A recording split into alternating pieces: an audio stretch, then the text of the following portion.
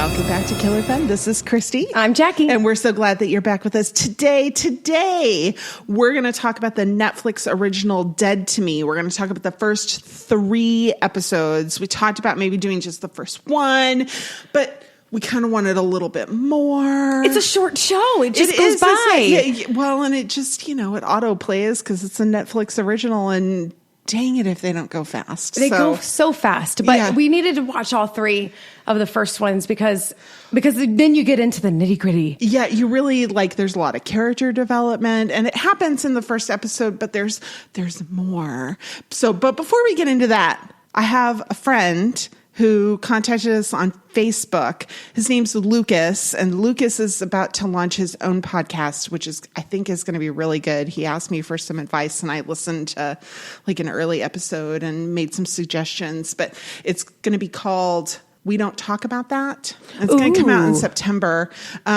It's he's so kind, and he's a lovely voice and a religious background, but that's not really what the show is going to be about. It's just about talking to people with different beliefs and how difficult that can be, especially when they're people you know and love, and maybe some tips about how to do that successfully without sacrificing your own ideas. That's really cool. Yeah. So all that to say that he asked me if we had seen the deepfakes videos. Have you seen the deepfakes? Not a lot. I've only kind of skimmed the surface of this whole thing. I mean, I've seen little bits of it, and of course, news stories. Sometimes we'll have a snippet of this and that and the other, but I haven't really dug really into it. Okay. So the first time I saw it was actually after we recorded, because I think I probably would have mentioned it in our video forensics episode about Exhibit A that we did last time. Oh, yeah. Because that's really germane. It wouldn't apply to George Powell's case like in Exhibit A, but it's something that, we need to interrogate the video. Interrogate the video. It's just another witness. That was my favorite analogy. Me too. It's just another witness. So the first time I saw it, my husband said, "Oh, look at this." Because The Shining is one of my very favorite movies. I love that movie so much. Somebody took Nicolas Cage's face, which we just finished our Nick Cage series, and put it on Jack Nicholson's face in The Shining. And it was kind of amazing. Was it? It was like it looked real. Oh, I'm sure it did. I mean, the quality is insane, crazy, but I just can't imagine his face in that movie. Oh my God. It was incredible.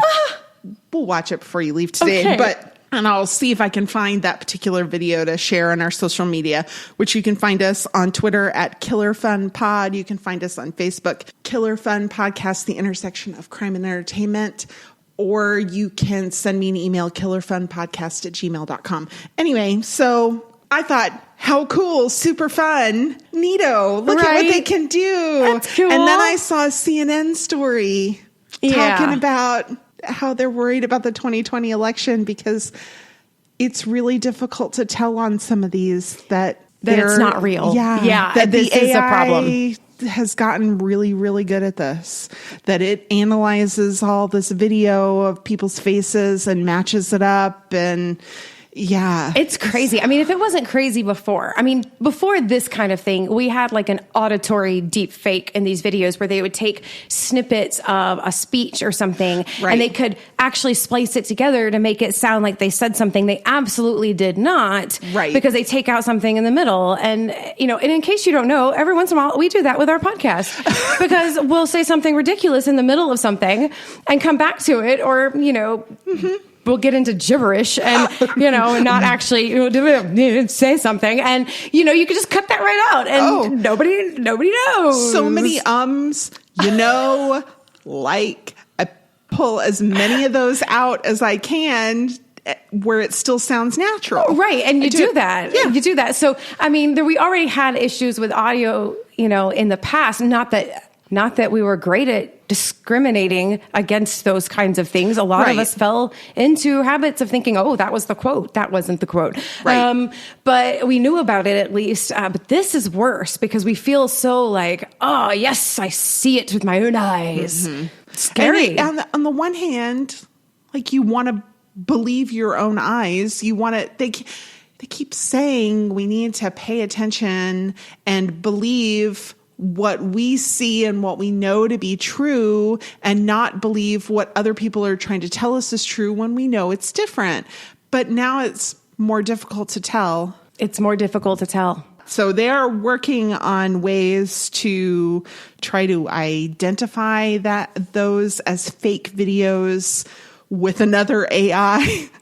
Yeah. Like our AIs are going to be duking it out, like put on the boxing gloves. Yeah. Facebook's trying in twofold, because they're not only just trying to find out how they can recognize these videos as fake, but they're also trying to come against advertisements or sponsored videos or shares from users, from accounts that red flag as possible problems, Right. So hopefully between the two approaches, they'll be able to.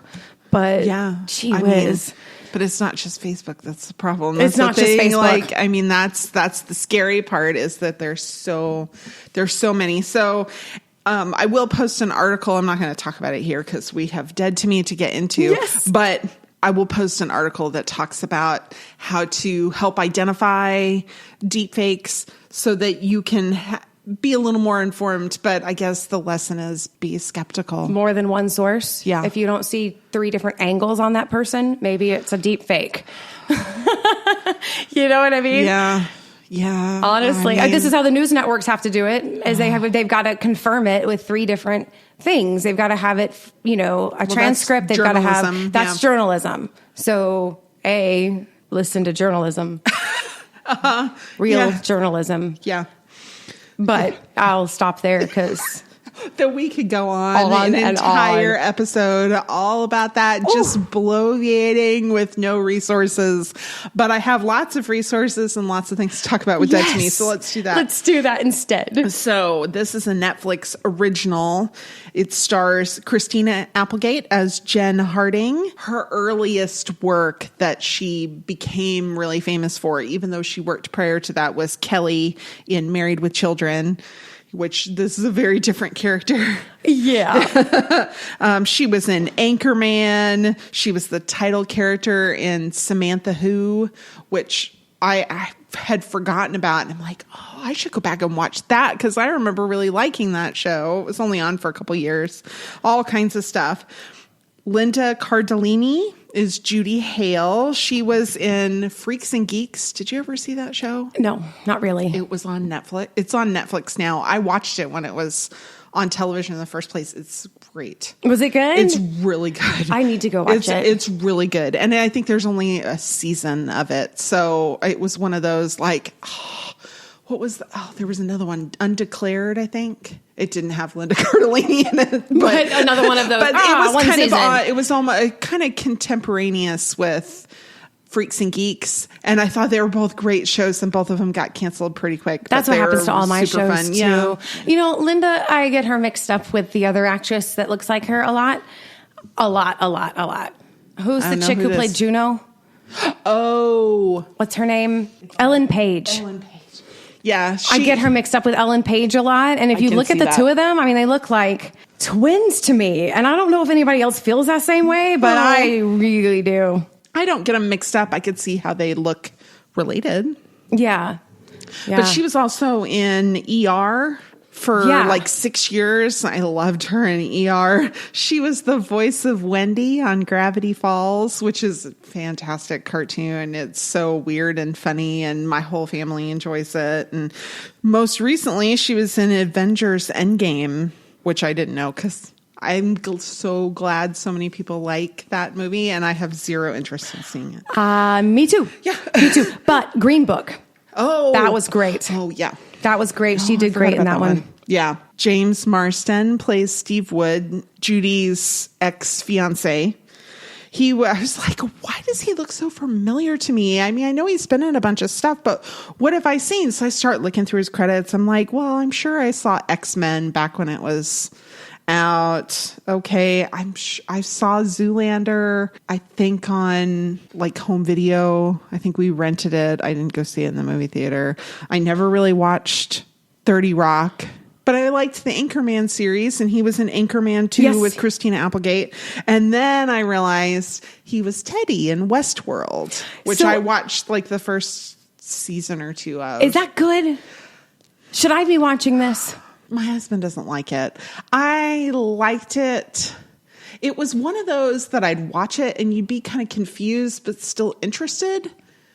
And I would listen to a podcast about it. I had a podcast that I liked that covered Game of Thrones. Like they did 3 or 4 hours of content every week after an episode of Game of Thrones. And I didn't listen to all of it, but I would listen to a lot of it. And I really liked their commentary. So I would listen to a podcast about Westworld by these same people. And I found that even if I didn't enjoy the episode while I was watching it, I kind of enjoyed hearing their thoughts on it and them talking about it. Okay. So, because I feel like it's like a little sci-fi Westworld, you know, kind of Stephen King-ish gunslinger robots. Sci-fi. Yeah, I mean, Westerns. I liked it better than my husband. I have not watched the latest season of it. Yeah. There's a lot going on. It's just... There's a lot going on. Well, I don't want to watch it now because I just started a new one that's on Netflix. What's that? Another Life.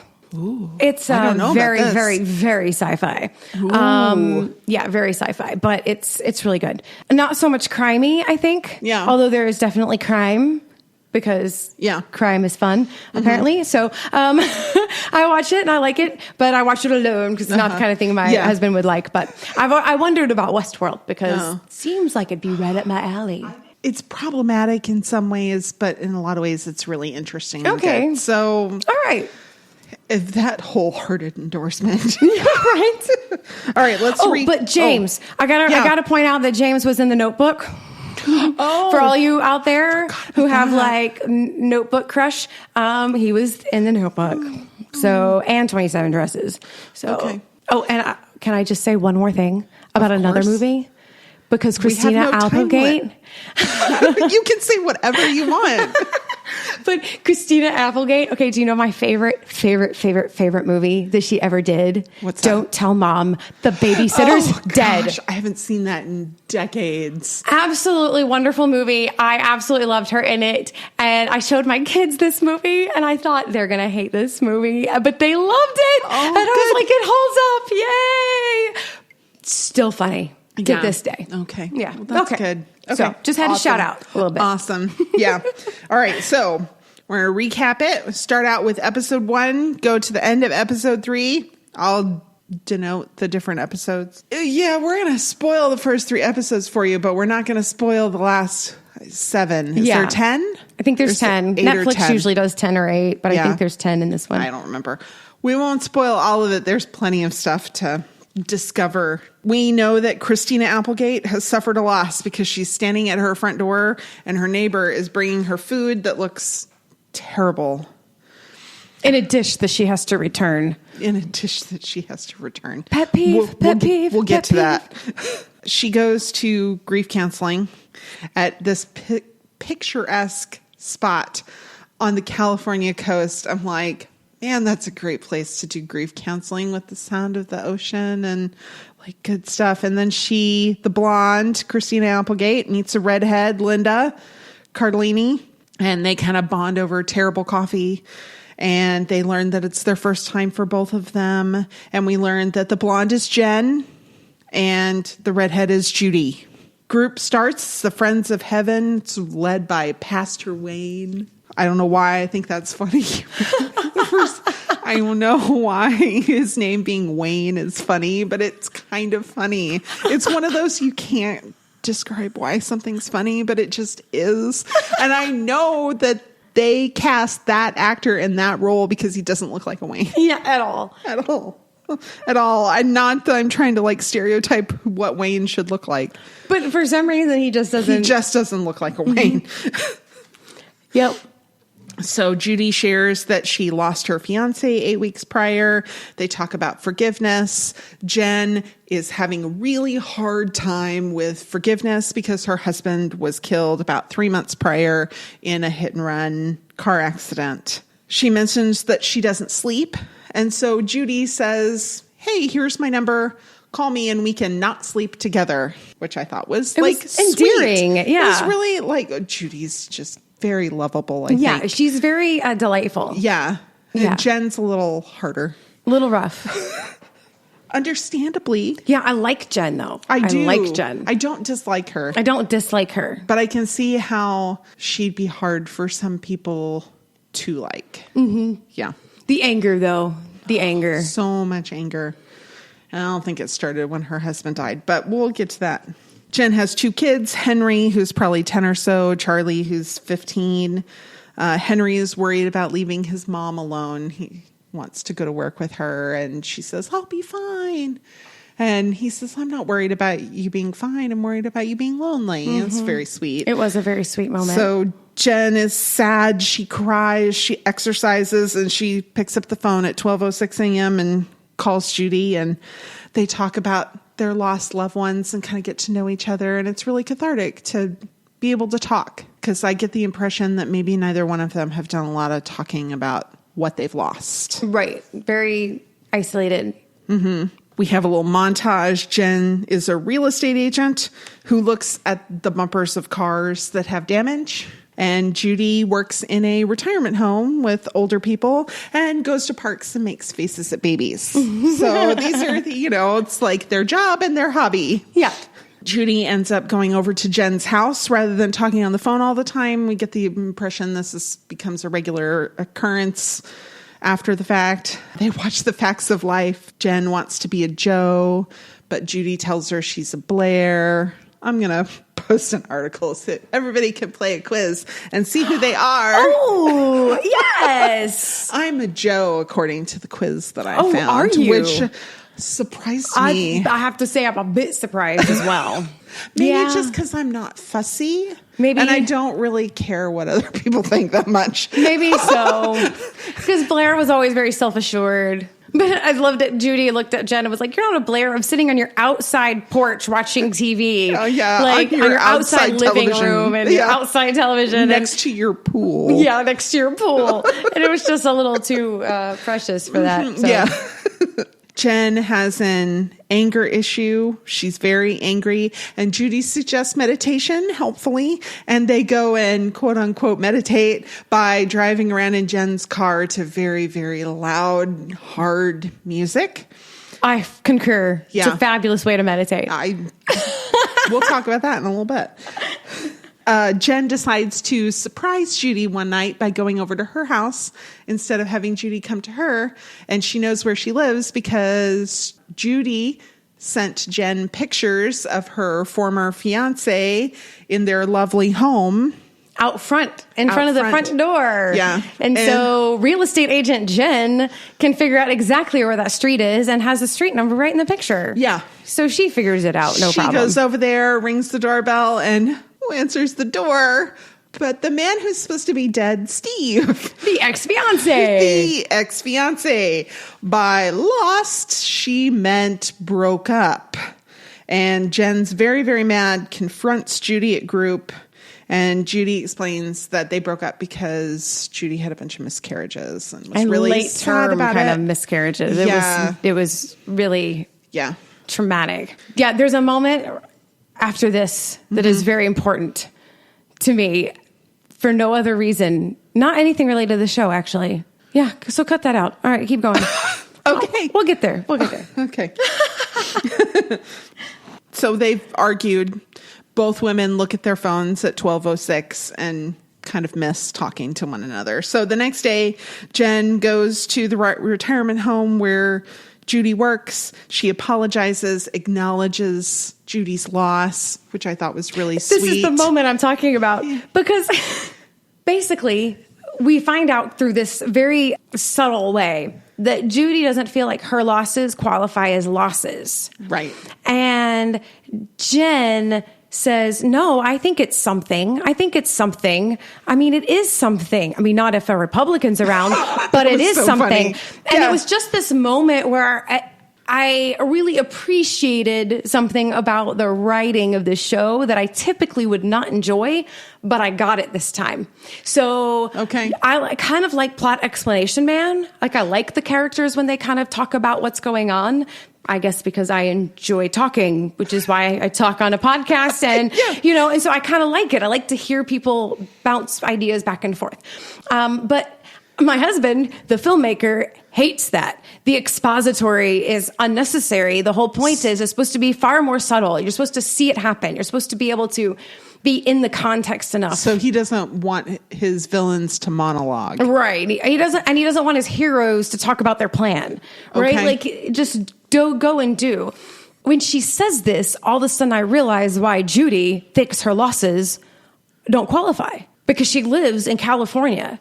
She herself is very pro-choice. Yeah. Right? And so the cognitive dissonance between having this pro-choice and fighting for this right for women and yet also feeling such horrific loss over a miscarriage, she couldn't reconcile it. Right. And Jen reconciles it so quickly. Yeah. Because she says, well, not when a Republican's around. Like, that's the political side, but this is an actual thing. This matters and to I you. Thought it took her literally 0.02 seconds to reconcile why it's okay for it to be a loss and it's okay for them to think about it being a right to be able to do it, that you don't have to choose whether it's a loss for you or not. It can be both. It can kind of be both. And that sometimes the things that are important, that you have to do are a loss and doesn't make it wrong in their minds. I'm not sitting here trying to start a political debate, but I'm saying that it was amazing to me how fast she was able to reconcile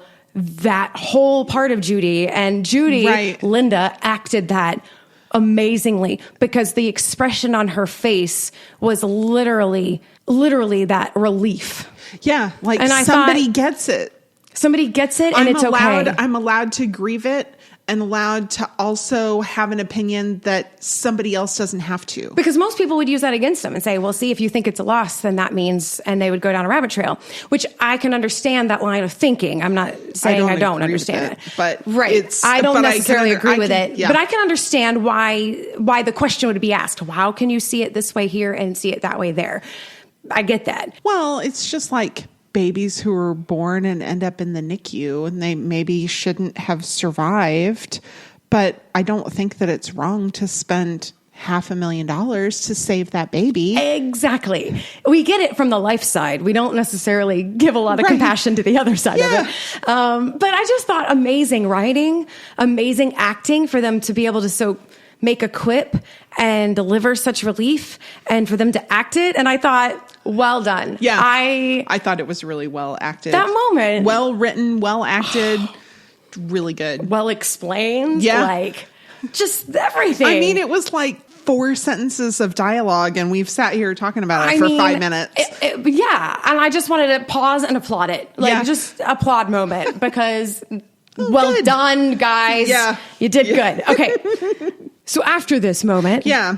Jen realizes that Judy is living at the retirement home and they have kind of a funny line about there's like a lot of rooms that come available, which I'm like, oh, that's morbid, really funny morbid. At the same time. Jen says, I have a guest house. Judy, come live in it. Just a little weird, but also kind of understandable. They've had this trauma has brought them together in a way that little else does. Right. Yeah. Shared experience, even though they didn't share the loss of the same person. Well, and they shared so much of themselves with each other in those weeks before all of that happened. Yeah. And then it's at the end of the episode, we see Judy go to a storage unit and there's blankets hanging on the wall and a car inside the storage unit. And oh, look at that. It has bumper damage, just like the kind that Jen was looking at earlier. And the episode ends. And the episode ends and you're like, wait, what? Okay, next. Yeah. Let me play, folks. Charlie thinks it's weird that Judy is living with them, Jen's oldest son. He's like, this is weird that she lives in the guest house. A little bit. I can see where he's coming from, but it's probably fine. Steve is selling his home that he shared with Judy, and Jen's the real estate agent. I'm like, well, I mean, I saw it coming, but at the same time. Well, yeah, because in episode 1, when Jen goes to the door and Steve answers it, she is mad. And she hands him a card and says, maybe it's better that she doesn't know where you live. Yeah. And so then he calls her and says, okay. Yeah, I'll sell this house. Judy goes into the guest house that's filled with Ted's recording equipment, and it's kind of overwhelming. She decides she's going to go back to Steve's house, the house they shared together. She still has a key. She goes to go inside, and the key doesn't work anymore.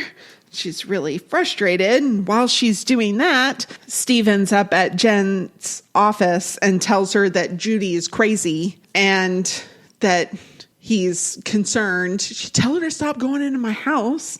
Yeah, because she didn't just go to the house. She went to the house and went to his workplace. And then as they're talking about this, then you see Judy smudging the guest house because all of Ted's stuff was in there. Jen's dead husband. Jen's out running. She reports a speeding yellow car. She's very angry about it. She's angry about everything, but she's particularly angry about the speeding yellow car. Which is totally understandable. Yeah, I totally understand and felt all of her rage. Yes. All of it. Yes. Every last bit. Well, especially in a residential neighborhood. I get so mad when I see people. I'm like, well, she's running down on the same road that her husband gets killed on. Yeah. Right? Like, which change your running route? I'm sorry. I mean, honey. Change your running route. But see, she's waiting. Yeah. She's looking for the car. And this car almost runs her over when he takes a turn too hard. Yeah. And so she is there to find out who is the that is speeding through this street that hit my husband and killed him, you know? And so she's looking for it, but she's also angry because,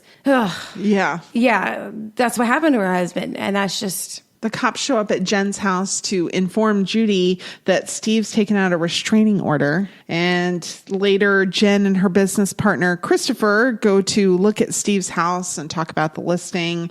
And Jen kind of asks Steve about the restraining order. And he says, really, it's just a message to her. I'm not really afraid of her. So Judy is home and Jen isn't yet. And Charlie is playing this violent video game, the 15-year-old son.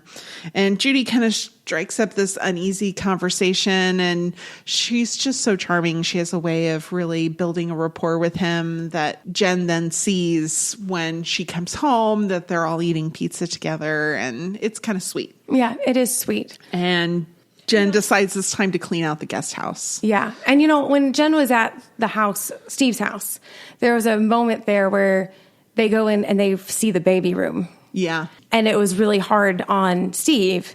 And he just doesn't go in there. And Jen makes kind of a remark to him that, if I had gone through what she went through, I might be a little crazy too. Well, and that's where she learns that the final miscarriage that she had was pretty far along. Yeah. She didn't realize that it was, not a 8 or 12 weeker. Right. It was a miscarriage, 5 months, which is, you've told everybody, you've had the ultrasound, the biological gender of the child. Mm-hmm. And there's a lot of emotional investment in that. Mm-hmm. So Judy flashes back and we learn that Steve was with her in the car the night that she hit Ted. Then they talk about, they're in the car and Jen and Judy talk about the term crazy, and Jen's mad that Steve called her crazy and we shouldn't be using words like this anymore. And then she stops the car and gets out and pulls a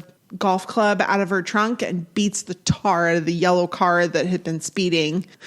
Not a really good argument. Not a great argument, although there may be more specific terms that they could be using.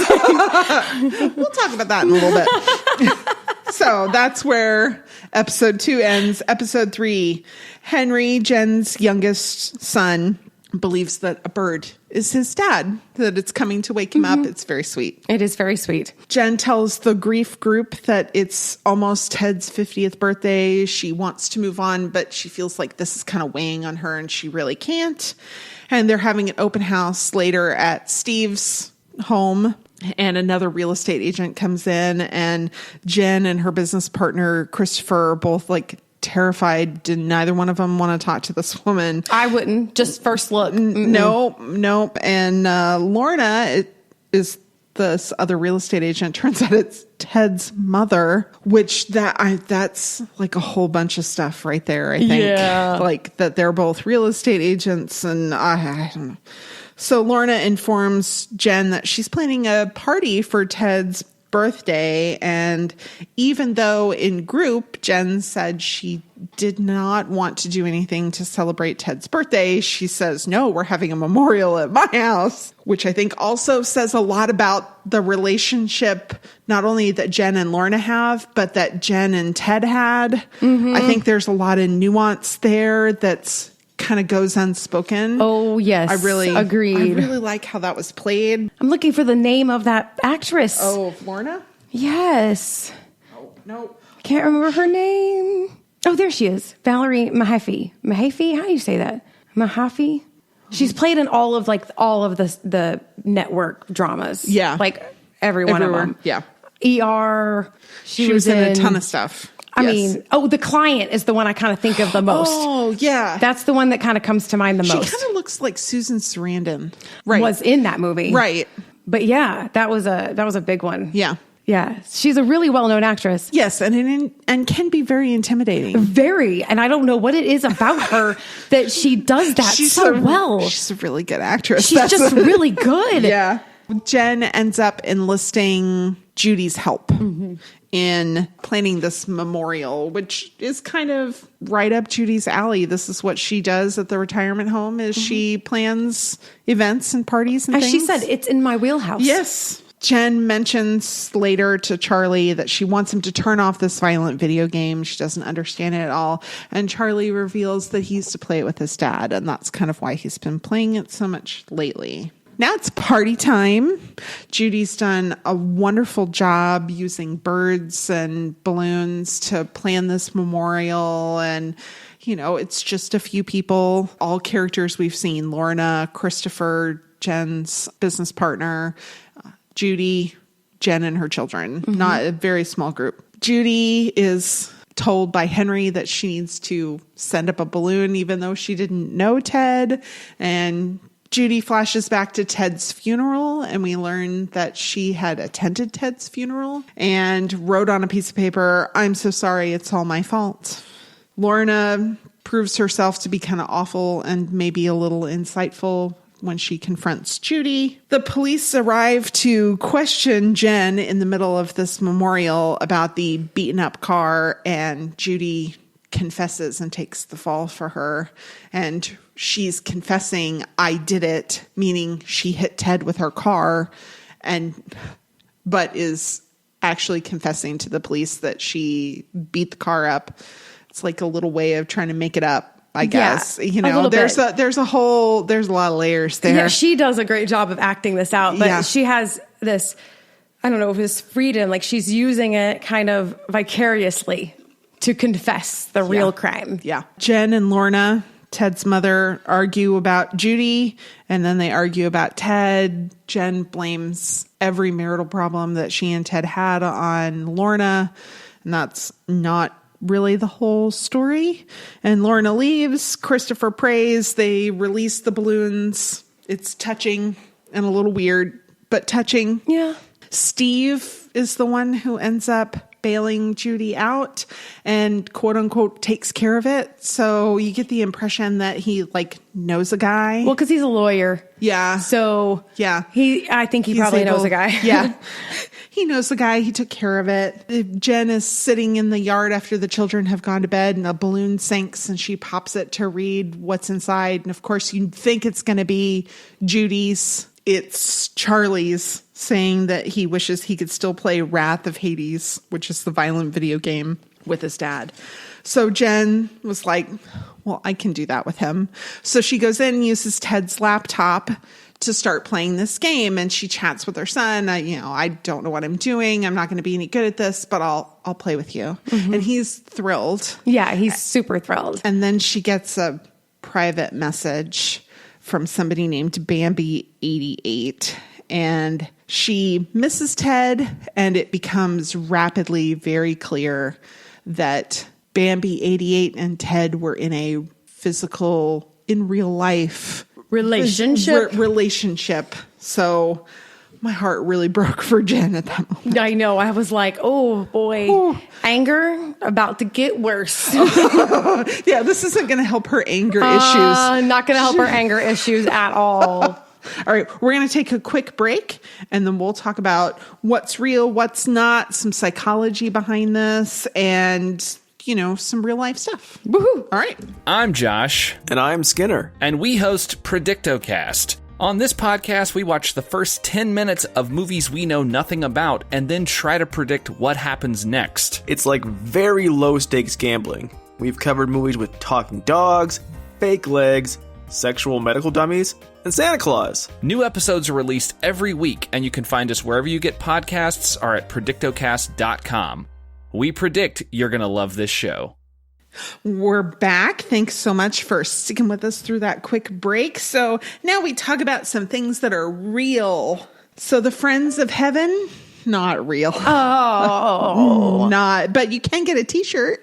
Oh, can you really? Yes, you can no, get that's funny. A Friends of Heaven Now, I'm t-shirt. sure groups like this do exist. Yes. But not yes, this one. Yes, they do. But they're not all like sunshine and rainbows. I found a little article about grief support groups, and they talk about positives and pitfalls, which I hadn't really thought about, that there might be pitfalls to the grief group. Yeah. Like, it seems like that's the thing that should be helpful. But this guy did a really good job on the article, and really he talked first about the pitfalls. Okay. And he did that because a lot of people get suggested that they should go to a grief group, and it's not right for them because not one thing is right for everyone. Right. And then they're disappointed. They feel really let down, and then they feel on top of their grief like there's something wrong with them because this wasn't helpful for them. Right. They feel ashamed. Yeah. So he talks about it. I thought it was really good. It can be really overwhelming, especially if you're an empath, being in a room with other people who are grieving and kind of taking on that grief in addition to your own can be a real issue sometimes for people. It can be discouraging because you go and you're expecting that, I'm going to see how it gets better. And even years later, people have bad days when they're grieving. They expect that they're going to have some therapeutic results from this, but grief groups are not therapy. If you need therapy, you should go to therapy. Yeah, you need to go to a therapist and talk to them. And not to say that a group can't be led by a therapist and be helpful in that way, but not every group operates that way. You can get incorrect information, bad advice. You have people who are there who are sad or angry, and they're just people, just like everybody else. People go with the expectation that it's going to be kind of a judgment-free zone. But again, these are people. Some of them are going to have judgments. And also people. One person can drag an entire group down. Oh, yeah. And unfortunately, these types of groups are a little bit of a magnet to some sorts of people. I bet Lorna went to a grief group. Oh, I bet she did. And she just took it right over. Hijacked it. I'm guarantee it. Yeah, hijacked it. Yeah, it's hard. People try to be helpful, or they try to get attention, and everybody's competing and you end up in a weird, morbid one-up game, of who has it worse off. And then you try to tell your story, and then somebody else says, oh, me too, and I understand it. And then they tell their story, and you're kind of like cut off. Yeah. Because somebody else wants to tell their story, and you're kind of dismissed. And that can be not good. Or, well, you think you have it bad. Listen to how bad it was for me. Right. It's just, there's a lot of, that's why a good leader is paramount. Yeah. But then there's lots of positive things. Lots of positive things. So if you can go into it and you can kind of feel hopeful that you can see people who are further along in their healing and think, okay, maybe I can get to that place too. Universality. You're not alone. Everybody goes through grief at some point in their life, and you're not alone. Which ironically can be a pitfall as well. Oh, Really? Because it's one thing to say you're not alone. To say that you're not alone also implies that you're not unique. Oh. And when you're going through something that you feel is so life-changing, it's hard to be told that it's normal. Right. And unfortunately, it's common, gets conflated with, well, it's normal. And that's a bad place. And you don't know how the person's going to take that. Right. So it's always very careful to say, I always recommend that people avoid saying that it's common or it happens to everybody or everybody goes through this, and instead really use the verbiage of you're not alone, we're here for you. Oh, okay. Because that's good. It avoids dismissing the uniqueness of what's happening. Because even though grief is ubiquitous, the experience is unique. Right. Everybody has grief and everybody experiences it differently.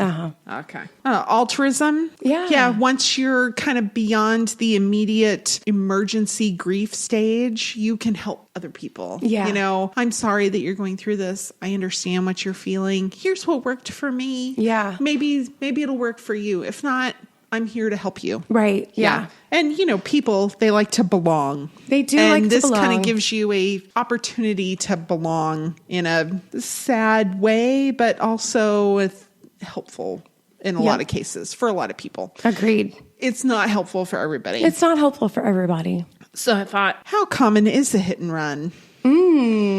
Good question. Sad question. Oh, no. Really? 2016 was the deadliest year since the National Highway Traffic Safety Administration began keeping statistics on fatal motor vehicle crashes since 1975. Whoa. Yeah. Why? Did it say? No, but not really. It just found that hit and run collisions are fatal 65% of the time because you hit the person and they need immediate medical attention. They could probably be saved and they're not getting it because the driver drove away. It's most likely pedestrians and cyclists who are going to get hit. I thought this was interesting. New Mexico, Louisiana, and Florida were the states with the highest hit and run rates. And New Hampshire, Maine, and Minnesota were the lowest. Now, you could make generalizations about the people, but I think it has more to do with the weather. Yeah, you're just not walking around a lot. You're not walking or riding your bike for like 6 months of the year in Minnesota. It's even longer, maybe. I wouldn't. Maybe they would. Well, that's why I say 6 months, because I wouldn't either. Because, hello, South Texas. Hello. But, you know, people in Minnesota, they might be more willing to get out in like 40-degree weather where there's no ice on the road. Whereas I'm like, no. No. I wonder if they can tell. And if they record, who would be at fault in these? Well, we'll talk about that in just a second. Ooh. The most hit and run crashes happen between midnight and 4 a.m. It's dark. They have the cover of darkness with which to flee, and they're afraid. And, you know, very often they've been drinking. But they didn't cite in this article who was at fault. But that if you're the driver and you hit somebody and you leave the scene, no matter whose fault it was, now you're in a lot of trouble. Exactly. That's my question. Like, I feel like if I accidentally hit somebody at night, apart from like drinking or having veered off the road because I was looking at my phone or something dumb like that, I think in general, I would feel confident that I would not be charged, that it would not be my fault, that I would blame the fact that a pedestrian was out without safety gear and in the road in a way that was unavoidable. Or just that it's an accident. Because there are times when nobody is considered at fault. Just because it's dark and accidents happen. And as long as you're there to help and render aid and call the appropriate authorities so that person can get help, then you are probably going to be okay. So why don't people call? That's just nuts. Because they're afraid. A lot of times they've been drinking. I wonder if that's the case. So they didn't specifically cite who was at fault, but don't leave because then you're way more at fault than you were prior to that. Right.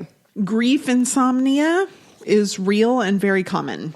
You try and go to sleep and you have regrets or worries or anxieties or sadness about either how your time together with that person or how it ended or how they died. And it can be a thing, especially if it's somebody you shared a bed with. It can be very, very difficult to sleep. It's common. It causes sleep deprivation, which makes grief worse. So emotionally, we saw this with Jen. Yes. She was very emotional because she really wasn't getting enough sleep. So she had a much more difficult time balancing her mood. She had a poor outlook on things because she wasn't getting enough rest. So, Yep. Wrath of Hades is not a real game. There are plenty like it, but it's not a real game. I'm like, they definitely modeled it after. Oh, yes. Yeah. Just like they modeled Friends of Heaven after real grief support groups, but it is not in itself a real one. A real grief support group. Is that something that you like? Oh, what's it called? Where you have your own location, but it's nationwide. Oh, like a franchise? Franchise. Thank you. Is it, would you franchise like a grief group? There's definitely copyright. Yeah. There's definitely, because Grief Share is a prominent one. And I don't mean that as like there's a grief share group. I mean, like that's the name of it, Grief Share. And it's a organized curriculum so that like churches or even other organizations that want to offer it can purchase the curriculum and get training as leaders and then offer that. And but I don't know that there's like large conventions where everybody comes together. That'd be weird, like an MLM. Yeah, like I don't know about that, but you know, and I mean, just spoiler alert, they go to a convention for Friends of Heaven later in the series. They went kind of like to a retreat, like a grief retreat. Oh, right. But I do know that some of the groups will go on larger grief resort retreats, kind of conferences that are built towards, and then you might take your Grief Share, but Grief Share is proven to be quite effective. Oh, good. Yeah, as far as a grief. Good. And so if you have an issue, maybe look up Grief Share in your local area because it is quite effective. And you find that a church might host it, but people from all over, not just like that congregation or, you know, not just, that you know, believers. Religious affiliation. It could be anybody. Yeah. Oh, that's pretty cool. All right. Restraining orders. Because he got a restraining order against Judy. And I'm like, really? I mean, he's an attorney. He's an attorney. So it took him, 2 seconds? Yeah, because he knows a guy. He knows a guy. He can just do that to send a message. The rest of us could have a stalker after us and wouldn't get a judge to sign it off. Yeah. Well, and that was kind of the thing that I was looking at. It was like, well, how difficult is it really? Well, if you're not an attorney and you don't know a guy, it's fairly difficult. It's not like impossible, but it's not super easy either. Yeah. You have to have like evidence. You have to be able to go before a judge and say, I literally am afraid for whatever reason. So I'm sure that Steve used Judy going into the home that they had once shared when she no longer lived there as the reasoning that she was committing burglary. But, you know, she wasn't like hitting him or criminal trespass. Yeah, I was about to say trespassing. Yeah. But, you know, she wasn't harassing him. She wasn't assaulting him, stalking him. None of the things that would be common reasons for it. Then the protective orders are specific as to what people can and can't do. Like he just kind of made it sound like, well, I've got a restraining order on you. And that was all they said. Yeah. But it's very specific about what you may not do, how close you're allowed to be, maybe things you have to do, like pay child support and things like that. So they made it look really easy. And I think that that's something that happens a lot in entertainment is they make it look like it's really no big deal to be able to get a protective order. But that's not the case. It's a little more complicated than that. I mean, maybe unless you're an attorney. Unless you're an attorney. So let's talk about psychology. Okay, let's do it. A breakup really can be like a death. Really can be. Yeah. So this article talks about relationship can be sort of like almost like its own entity that you've created with your partner. And so it feels like its own being, sort of. And then there's also a literal chemical addiction that happens in your brain when you're in a relationship with somebody a lot of the time. So when you bring those two things together, at the end of a relationship, it's paralyzing grief for this entity that you've lost and physical and emotional withdrawal from addiction. Yeah. Which, like, holy smokes. Unlike an actual death, you can still talk to that person, theoretically. Theoretically. Depends on how bad it was, I guess. Yeah. But, you know, you can call them up on the phone, and whether or not they talk to you, at least you can hear their voice, and that's going to alleviate your addiction symptoms temporarily. So, but it sets you back. Just like if you have an addiction to drugs, you're going to feel better if you take the drug, but that's going to set your withdrawal process back. Right. You know, that breakup is... People obviously grieve differently, and it also depends on the type of breakup or how long they've been together or, you know, the situation involved there. But breakups can be absolutely paralyzing. Yeah. But unfortunately, but fortunately, it's kind of like when a pet dies and, you know, if your dog dies, just, you know, get a puppy and you kind of recover really fast. Oh, so you're advocating for the rebound? The rebound. The rebound is actually kind of helpful if you're smart about it. Don't be dumb. Yeah. But, you know, a little rebound isn't a terrible thing. It can kind of remind you that there's more fish in the sea, to use a cliche. But really it does. It kind of just breaks your bubble a little bit to say, okay, there is a life outside of this. It kind of, moves on your thought process. It could break the rumination a little bit. And it reinvigorates because you get like these flushes of dopamine and all of this stuff. So your hormones are working for you, not against you. The thing is, it doesn't take away the grief. It just makes you grieve more healthily. Oh. Right? Like, cool. That's the thing we want to do. You don't want to just ignore grief or try to avoid it because that's not possible. The point is, what can you do to help yourself kind of grieve better? Grieve through it rather than ruminate in your grief. Right. You don't want it to become what we call complicated grief.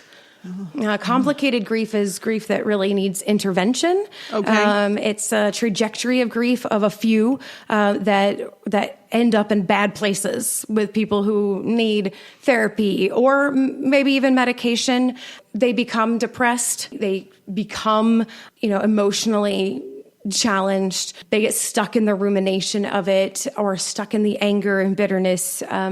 So complicated grief is a profile that fits about 4% of people who are grieving. So it's a quite small amount. Most people are actually resilient and move forward like that. But if for some reason there's something that blocks that resilience, or if you just don't naturally have a lot of resilience, which is horrible. I know to say it so flippantly, to say there are people out there who are not resilient. It's not as flippant as I'm sounding. I'm being kind of clinical about it. But some people are just more vulnerable. And there's certain things that can heighten your risk factor. So the fact that you may not, quote, have as much resilience may not be something that is your fault. Right? It's not something that you can maybe have predicted. Maybe you didn't even know that you had low resilience in this area. Right. So don't take it personally. Had resilience in other areas, but a particular type of grief may be something that you're not able to deal with. And it's not really, nobody's blaming you. It's just that when we look at you, we're going to go, oh, this is the type of person we're working with so that we know how to best kind of come alongside. Because it's really not one size fits all. But in this case, one size fits most. Right. Vastly. But as complicated grief is still an issue that millions of Americans deal with. And it's not a moral failing. I think that's where that's where a lot of people, why can't you just get over it? Well, okay, you have a different experience with it than somebody else, and somebody else might not just be able to get over it. Right. You shouldn't try to get over it. You need to incorporate that grief. Get past it. People will grieve for the rest of their lives. Yeah. The question is, how do you incorporate this new thing into your life? Yeah. Where does that grief stay? And it really comes down to assessment. We all have a lens to the world. And so things happen to us, and what what we do is we assign values, we assign importance, priority, we assign meanings. And so when you're reminded of something that's hard, what do you assign to that? So if you're having a complicated grief, maybe when you're reminded of it, you assign a personal failing or a personal, I'm broken because everybody abandons me, or God has abandoned me. You assign these kind of meanings to it. You allow it to say something over here that is detrimental to the self.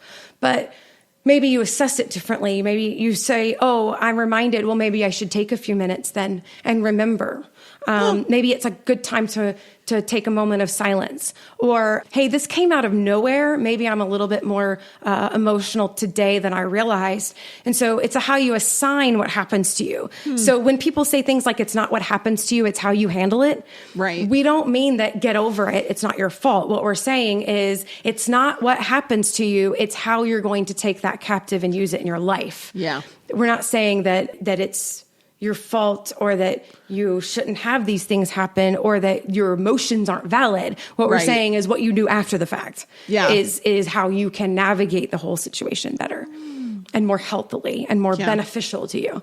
So right before Jen beats up the car with a golf club, she's justifiably angry. Right before she says that, she's talking about we shouldn't use the word crazy. Yeah. And I've used the word crazy describing things on this show before. And I've used it like in my daily life. And I know that I shouldn't. And I need to be more cognizant of it. Yeah. It's kind of like the whole appropriating mental illness. A little bit. But on the other hand, no clinician would use the word crazy. Right. Therefore, it is kind of a layman's term for chaos and things that don't make sense and like weird things. But we kind of use it as this catch-all. We kind of use it as a catch-all. So we talk about it. Well, and particularly Jen says that men call women crazy to dismiss them. And it's interesting that you bring that up because it's sort of a sexist term. It really is a sexist term. And we don't really think about that so much, but women being called crazy is very much talking about them being irrational, hysterical, disconnected from reality.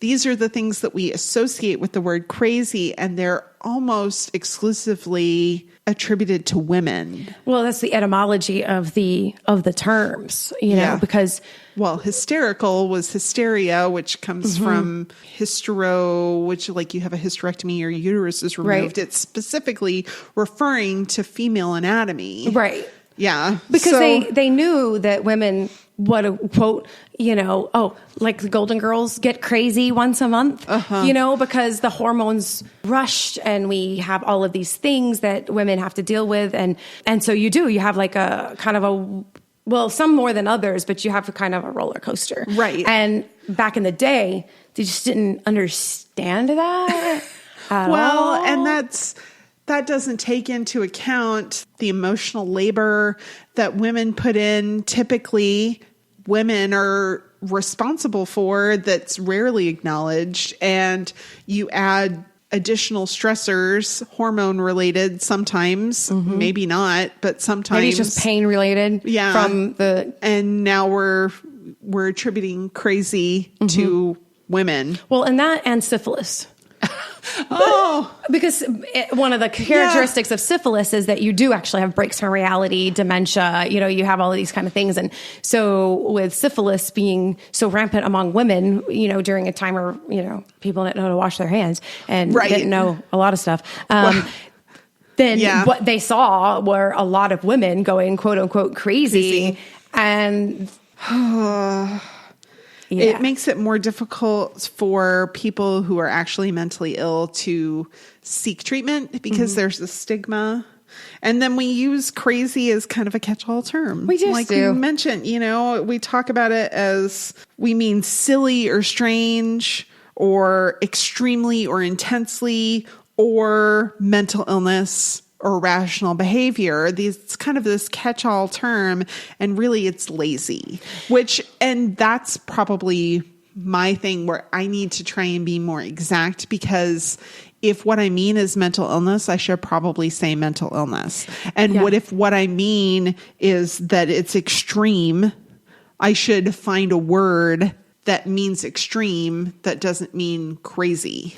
Yeah. That doesn't say crazy, isn't using this term that can be misinterpreted. I should be more careful with my language, but it's hard because it's a habit. Well, it's hard. And I would say, and this is just me it's crazy hard. I'm bloviating with this, but I feel like because clinicians don't use the word crazy, I think that most of us don't use the word crazy and mental illness unless it's men talking about women. But I think in general, like the definitions that don't mean like mentally ill are so much more weighty in our society that when we say crazy, I don't think most people actually go there.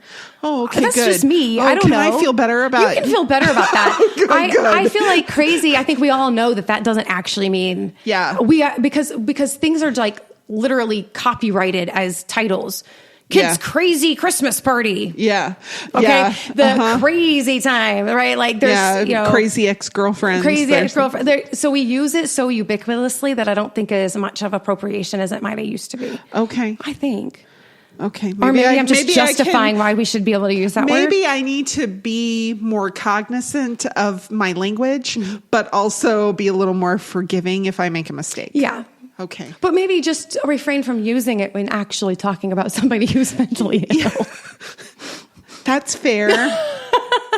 That's fair. On the other hand, a lot of people who are mentally ill will tell you they're crazy. Yes, they will. Yes, they will. So now the real life section. Woo. Unless you have something else you want to add. No. Good. In the very first scene, we see a neighbor bringing a meal. And, this is a cross-cultural phenomenon. Ugh. Everywhere in the world, when somebody is having grief of one kind or another, people bring food, rich food, and lots of it. And can I just tell you that there are very, very, very, very minor amount of occasions that I have felt like that went well. Oh, really? I hate it. Really? Don't bring me food. I can't stand it. I'll buy you an Uber Eats gift card. Thank you. Thank you. Very rare occasions. I think once in my entire life has a food train arrived that I was like actually appreciative of. Really? Yeah. Oh. Yeah, you say that, and I think about that when I, had my children when they were babies. We didn't have a food train. It was very sweet. I had friends who did stock the freezer parties. Okay, yeah, that's not so bad. Yeah, because then they didn't have to interrupt. They didn't have to show up. They didn't have to organize what time. I didn't have to try and be cute and dressed when they arrived. Mm-hmm. All I had to do was pull something out of the freezer and put it in the crock pot or on the stove, and it was done. I didn't have to worry about it. I got to think fondly about those people. Maybe I would send them a card or later a text. And say, I ate the stew that you made me tonight, and it was so great. Thank you so much. Right. But I was able to do that on my own time. I didn't have to be... Well, in this scene, she brings this dish, right? And at the end of it, she's like, well, just get that back to me whenever. Okay, this is the problem, y'all. Okay, so my husband was sick for a long, long time. Right. And so in the hospital, for 40 days the first time and about 30 days the next time, and isolated at home otherwise. Well, and so people really wanted to be helpful and bring us meals. And at first I thought, well, that's very, very sweet, very kind. I appreciate it. But what I realized was that I ended up with, literally no less than 15 dishes, baking dishes, whatnots. And somehow they all wanted it back. Right? So they're texting, hey, do you have that dish that I brought? Well, now you've saved me no time because I had to wash the dish that you brought me. So I could have just washed my own dishes. And now I have to bring it back to you. And you know what? My husband's not done being sick. So therefore, I now have to do this extra chore. I could have just cooked dinner that night. Right. I could have just done anything else. Well, and then by the end of it, if you're waiting to the end of it, I don't know whose dish is what. Yeah, exactly. So people either need to make it a gift to you and say, hey, I bought you this lovely dish, and here's some food in it. And then that way you have something new and fun to look at, or please just pack it in disposable. This is what disposable was made for. Yes. Yeah. Just, because nothing was better than like the few people who brought things over into all disposable with the plastic forks, with everything. So there was literally no cleanup. That was actually far more helpful. Yeah. I'll have some tips in a minute. Yeah. Yeah. About how you should do that. And that is one of the big ones, is that if you're make something freezable in case they can't eat it right away, especially, people with new babies, or people with family member who's ill, or people who are grieving. They're getting a lot at one time, and they don't need it all at one time. No. What they need is something they can put in the freezer and pull out later and have an easy meal, and it's in the foil pan or in a piece of plastic storage container that they can then save, that they can either save or throw away when they're done, and they don't have to worry about it. They don't have to worry about it.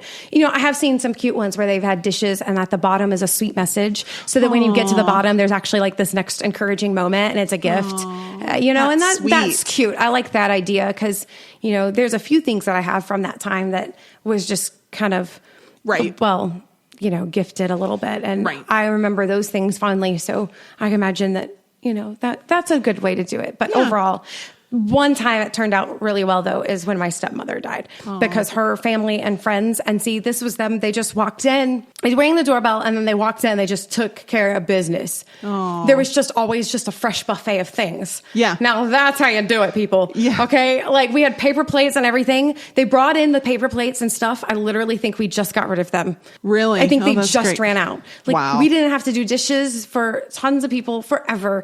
There was always snacks and candies and whatever. And there was always something fresh and always something frozen. And I'm talking like, that's how y'all do it. Well, and that's, coming to this is what you need. Yeah. You need nourishing main meals, yes. but you also need crackers and things to stock the pantry with, and maybe some fresh fruit and a container of milk. Things that people run out of, or a loaf of bread. That's a common one, especially like in Italy. They talked about that everybody brings bread. Oh yeah, we had plenty of bread. Yeah. My stepmother was Italian, and so that's why I'm saying we always had. See, and I didn't realize that. That's great. If you're going to actually be helpful, pack everything in disposable, as we mentioned. Make sure it's something that freezes well. Avoid allergens so that you don't have to spend on commonly disliked foods. Don't make anything too spicy. Right. Don't make anything weird. Strange. Mexican lasagna. Like they brought the lady at the beginning. Like, what is that? It wasn't just Mexican lasagna. It was her take on Mexican lasagna. Olives or something. Raisins. Or something in it. There were raisins in it. That's what it was. Oh, ugh. Gross. Yeah, no, not okay. Gross. Call ahead, let them know that they're coming. And, you might want to take flowers and desserts, but if they're people with children, maybe offer to watch the children for a few hours. That's super helpful to people. There's something they need to take care of, or they need a nap. Yeah. Or they need their laundry done, and don't stay in their house unless they are craving company. They could be craving company, but you say, hey, would you like me to take that home and wash it?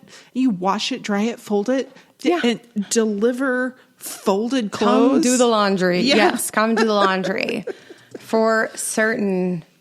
Yeah. The kind of food that they suggested were like soups and stews, things that you can put in a slow cooker so that they can, when in the morning, when they're maybe hopefully a little more well rested and they're thinking a little more clearly, they can put the frozen meal into the crock pot. Right. And then when they realize they're hungry 6 or 8 hours later, hey, dinner's done. Yeah. Yeah. Well, and for easy. fresh things, I really, if you want to do something fresh, like a charcuterie board, just bring over, one of those and stick it in the fridge, because then they can kind of snack on it all day, which a lot of people don't want to eat a full meal. They just want to sit around with the, with some stuff in the middle. Right. Because, if you haven't been through it, if you're if you've got like a long-term kind of grief going on, basically you're opening bottles of wine. So bring wine, by the way.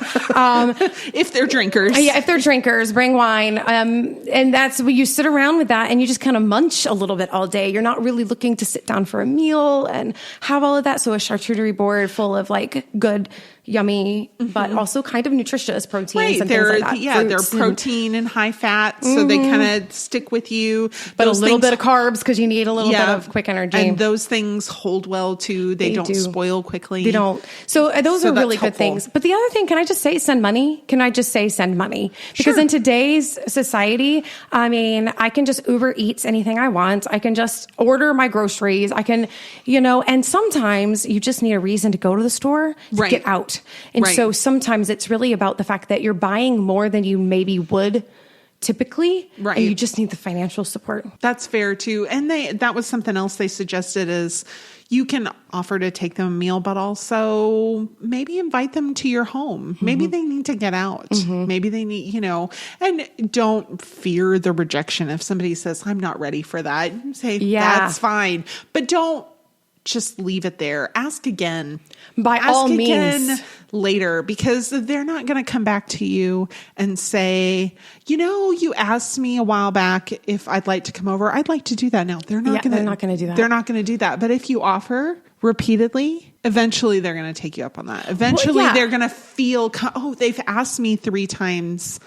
Maybe they really do want me to come over. Maybe they really don't care what I am dressed like and whether I'm good company or not. They they want to be there for me. And that's, kind of a good thing. And by all means, do not get your feelings hurt if they reject what you offer. Because that was the thing that drove me the most nuts. And I cannot tell you, I was absolutely dumbfounded during that time, which really lasted over a couple of years, how many people got their feelings hurt and then would kind of get mad at me, and then I'd have to spend time comforting them because they just didn't get to help. Like literally, I comforted at least 3 people in tears because they would approach me and ask me if I need anything, and I'd say, no, I'm really all set, and they'd be like, well, because I heard about it and I didn't get to do it, and I'm like, I'm really all set now, and they'd be like, well, I guess there's just nothing I can do for you then. I guess I'm not really helpful. Well, and then they're really like putting it on you as the grieving person to make them feel better and to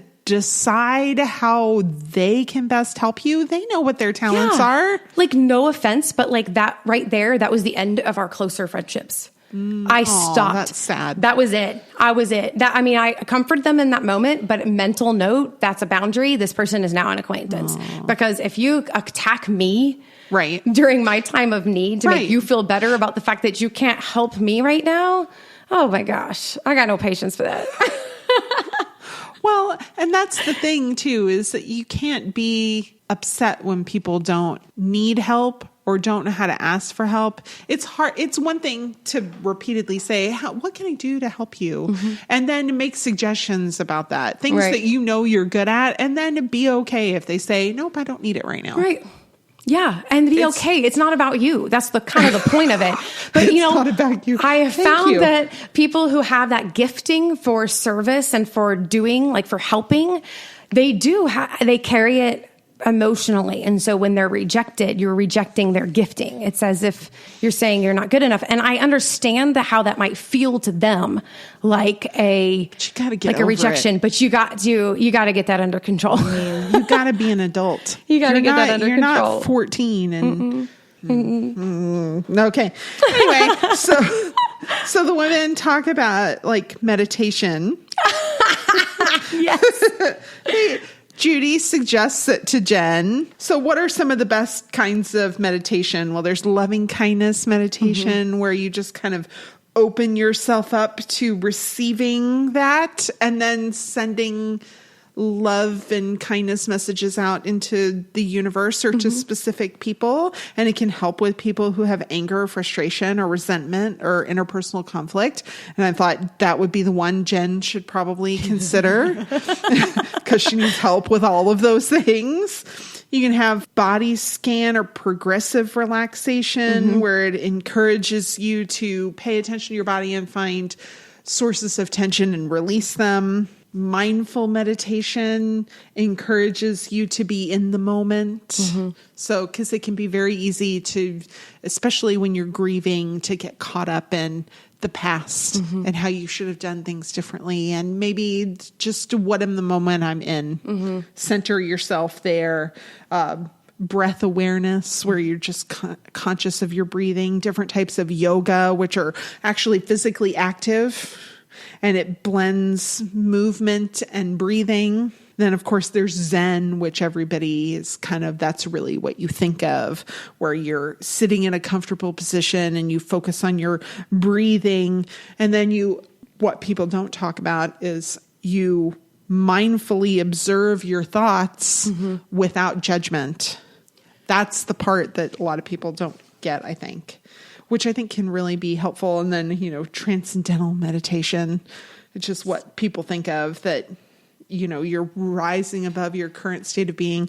I would suggest that most people really are never going to be able to achieve transcendental meditation, that's a practice that's not useful or helpful or attainable for a lot of people. Yeah, I think transcendental kind of rests on already mastering kind of mindfulness and certain other things, because you have to be able to already accept your thoughts without judgment. You have to be mindful enough to have noticed your thoughts and be able to express them, put words to them, definitions to them. Yeah. Whereas most people are not so mindful as to what they're actually thinking. Right. They think they're thinking one thing and they're really not. And most people are not. I can't say that. I can't say that most, but a healthy amount of people.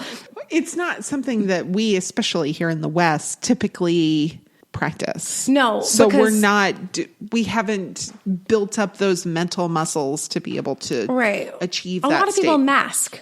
Yeah. Because they're not familiar with other things. They don't realize that they're translating them. Right. So you might have emotions like a normal person has emotions: sadness, bitterness, resentfulness, regret, and it manifests as Jen shows us anger. All of that translates to anger because it's the only emotion she understands how to express. Right. And so a lot of us do that. We mask and so some people it's sadness. Every emotion is actually just sadness, and so we kind of take it and we're like, we're talented at this emotion. We get it. But you can't be mindful because it's not all anger. It's not all sadness. It's not all these things. Right. There's multiple things going on. And so, yeah, it's hard. Right. Jen listens to loud music while she drives and does her meditating. And a lot of people think you can only meditate to relaxing music, but actually, relaxation isn't necessarily the primary goal of meditation. It's calming the mind, but really it's cultivating insight. So, you can be listening to very loud music and understanding how that music makes you feel, and which will lead you to other thoughts that will then allow you to have more insight into why you're feeling the way you're feeling or why you're behaving a certain way. And that's really what meditation is supposed. So you can listen to any type of music that helps you get into a space where you can do some self-evaluation. Yeah. Smudging. Lots of people do smudging. Judy smudged the guest house. Yeah, and I liked watching Jen watch her. Yeah. It was funny. Because she went to the whole crazy place. Yeah, She was like, this woman may be mentally ill and she's living feet from my main residence.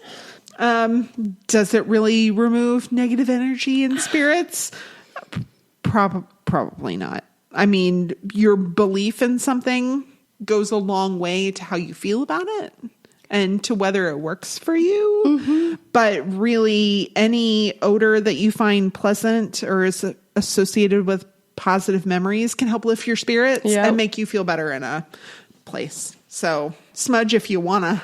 Yeah. But don't think necessarily that, I mean, if you believe that it makes your home free of evil spirits, then by all means. Yes. Go for it. Yeah. But that is a more of a supernatural sort of belief. That's right. Than it is a practical belief. And then the last thing I want to talk about is the balloon release that they did. Oh, yes. Don't do a balloon release, please. There's so many environmental reasons why this is a problem, and yet it's such a sweet little sentiment. It is a very sweet sentiment, and you can see how it would feel good to release it and think that your loved one is receiving your sentiments in heaven. Mm-hmm. If you believe in heaven, they're already receiving your sentiments. You don't need to put it in a balloon and kill a turtle. So you might think that things like sky lanterns or dove releases or butterfly releases might be good alternatives, but they're really not, because sky lanterns burn, which is why they float. There's a reason why it was a cartoon, Tangled, that used those. They went up in popularity right after that movie came out, and they cause forest fires. Birds and doves are not necessarily native to your environment, that you can cause them to die. You can introduce invasive species. Don't do that. Plant a plant. Yes. Or have some sort of like garden spinner that will last for a long time to help you remind you of your loved one.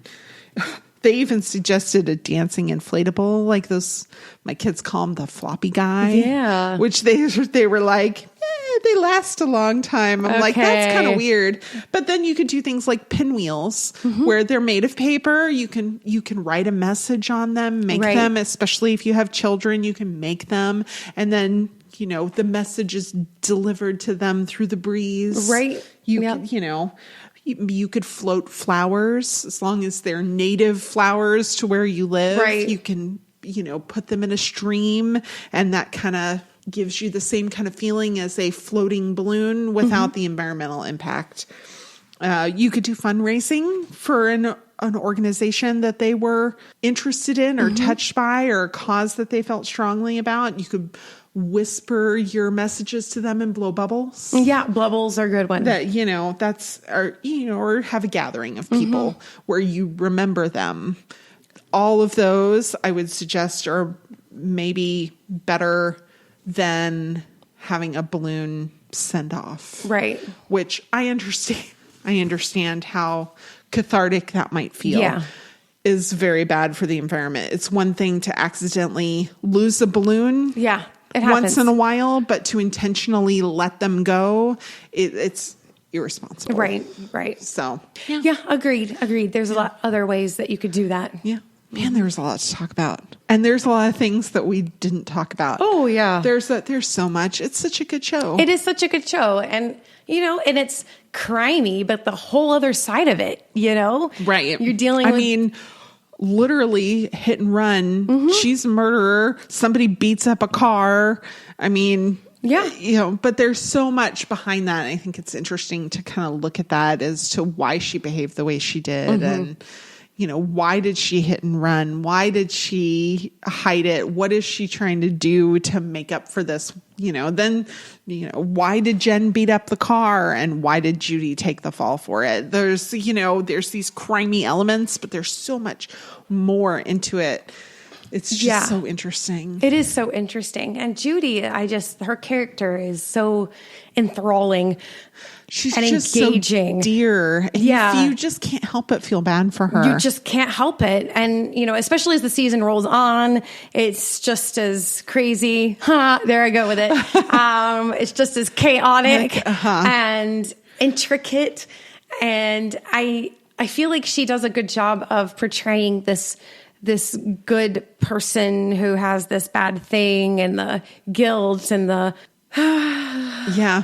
Well, and just like every situation, it's so complicated. It's easy to stand in judgment, and the older I get, the less judgmental I find myself being, because you don't know what it's like to live in another person's skin. You don't. And it's just so difficult.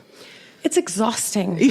Oh my gosh. It can be so exhausting. Yeah. And everything compounds. That's the one thing that we want to look at things so compartmentalized, but the truth is that nothing is really compartmentalized. nothing is. Everything is compounded by other things. And so whether you acknowledge it or not. Right. And so it's exhausting to kind of look through all of that and try to, discern things. Is Judy really a good person if she can do this? Yeah. I don't know. Like, it's just big existential questions, and nobody is all good and all bad. No. I mean, did she do a bad thing? Absolutely. Mm-hmm. Was that the wrong choice to make in the moment, and things she did after it, were they bad choices? Absolutely. Mm-hmm. Is she a bad person? I don't think so. Right. But if you look at this one thing that she did, you could say she's a bad person. Well, and it's just, you could even argue that she's a bad person for befriending Jen, because that was a selfish move. It was selfish. It was a selfish move cloaked in a altruistic move, which are my least favorite types of selfish moves. When you try to do something. But it turns out so, beneficial for them both. It could, but you know what? She could have found a friend that didn't kill her husband, and maybe that would have even been better. Yeah, but the only reason that Judy was able to befriend her the way she did was because she felt guilty. Yeah. Mm-hmm. Nobody else is going to put up with Jen's anger issues. No, that's and her true. Poor behavior. Jen had a reason to stick around, and she did stick around. Yeah. And even if it was out of her own guilt, mm-hmm.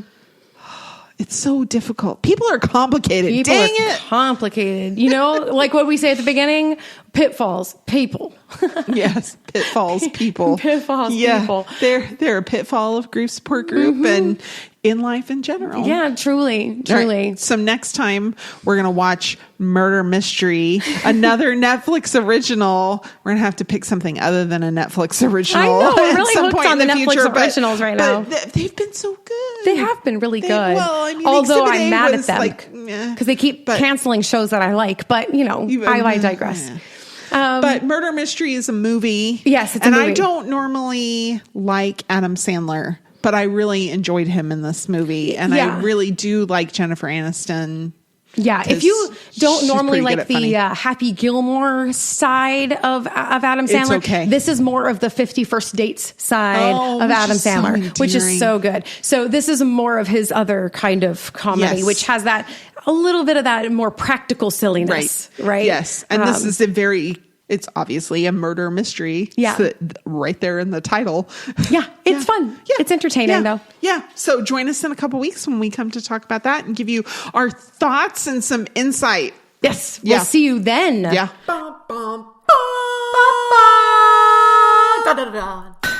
Forge Audio. Dream it. Build it. Share it.